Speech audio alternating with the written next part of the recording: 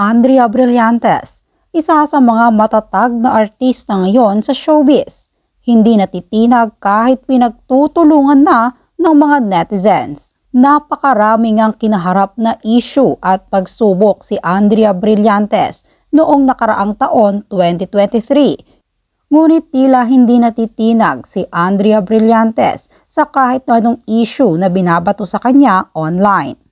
Sa katunayan nga ay marami pa ring humahanga kay Andrea Brillantes at marami pa rin ang sumusuporta dito. Isa na nga dyan ang showbiz columnist at talent manager na si Lolit Solis. Hangang-hanga nga at natutuwa ang talent manager at showbiz columnist na si Lolit Solis sa actress na si Andrea Brillantes. Sa isang Instagram ay inisa-isa nga ni Lolit ang mga character traits ni Andrea na kinaaangat umano nito bilang isang young actress. Ayon nga kay Lolit, iyong mga ginagawa niya na shocking para sa iba.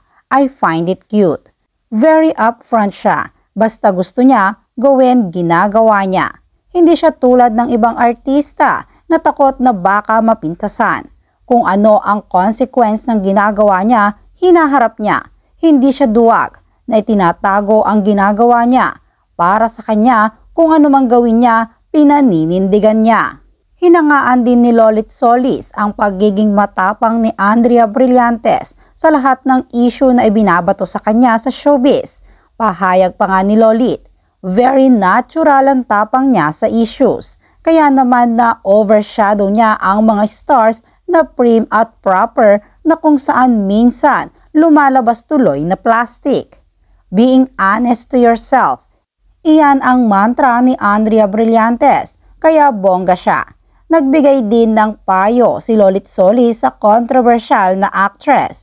Ayon pa kay Lolit, tuloy mo lang iyan Andrea. Basta wala kang ginagawang masama, go for it, bongga. Marami namang netizens ang nagbigay ng kani-kanilang reaksyon tungkol sa ginawang pag-post at pagbibigay payo ni Lolit Solis sa controversial actress na si Andrea Brillantes. Ayon nga sa isang nagkomento, pininteriya si Andrea para makadilihensya, walang duda, si Tandang Marites. Style mo, halatang G, halata pero kay Bea hindi ka umubra.